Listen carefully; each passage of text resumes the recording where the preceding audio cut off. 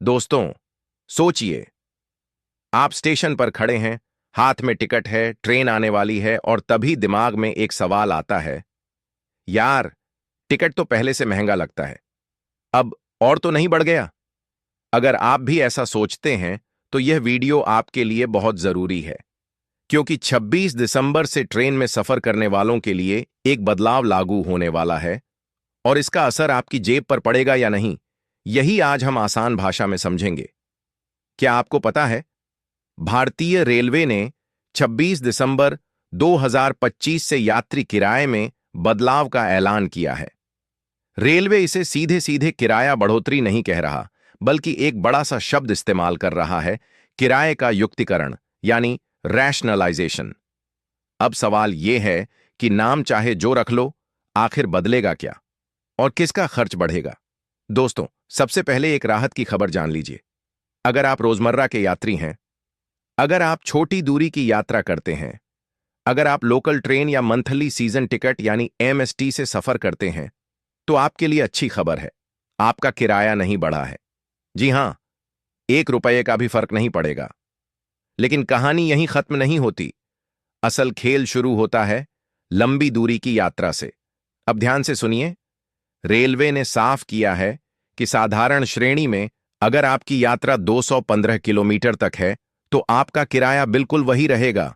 लेकिन जैसे ही दूरी 215 किलोमीटर से ऊपर जाती है, वहीं से नया नियम लागू हो जाता है।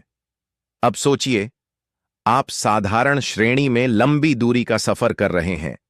ऐसे में अब आपको हर किलोमीटर पर 1 पैसा ज्यादा देना होगा। अरे, सिर्फ 1 पैसा? हां दोस्तों, सुनने में छोटा लगता है, लेकिन आगे चलिए। अगर आप मेल या एक्सप्रेस ट्रेन में सफर करते हैं, चाहे नॉन एसी हो या एसी, तो वहां बढ़ोतरी 2 पैसे प्रति किलोमीटर की होगी। अब इसे एक छोटे से उदाहरण से समझते हैं, ताकि कंफ्यूजन बिल्कुल ना रहे। मान लीजिए, आप नॉन एसी कोच में 500 किलोमीटर का सफर कर रहे हैं, तो 2 पैसे प्रति किलोमीटर के हिसाब से 500 किलोमीटर x 2 पैसे साश 10 रुपये ज्यादा।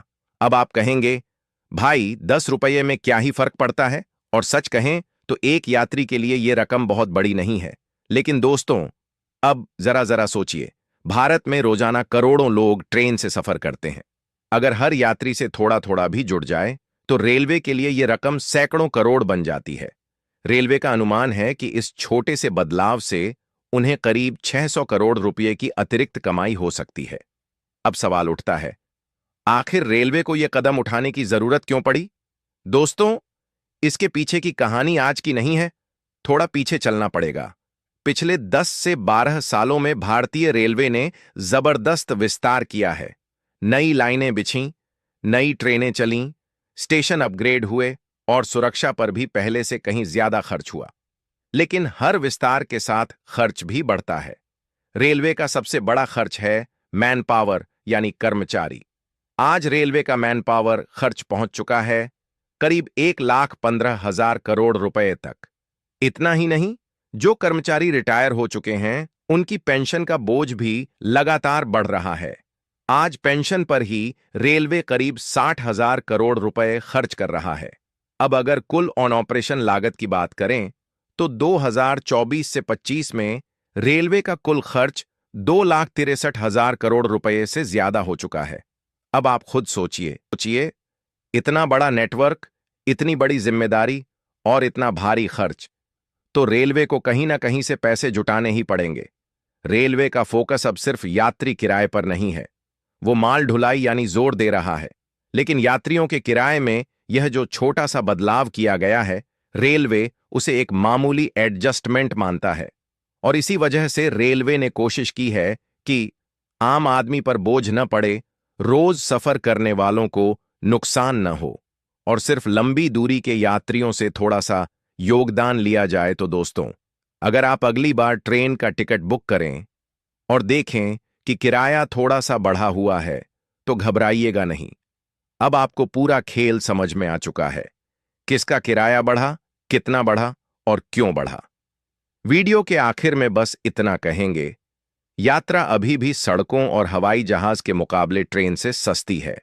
और अगर थोड़े से पैसों से रेलवे की सुरक्षा, सुविधाएं और सिस्टम बेहतर होता है, तो शायद ये बदलाव इतना बुरा भी नहीं है। अगर आपको यह जानकारी काम की लगी हो तो वीडियो को लाइक करें, शेयर करें और ऐसे ही आसान भाषा में देश दुनिया की खबरें समझने के लिए चैनल से जुड़े रहें। दोस्तों, अगली कहानी में फिर मिलेंगे, एक नई खबर, एक नए एंगल के साथ।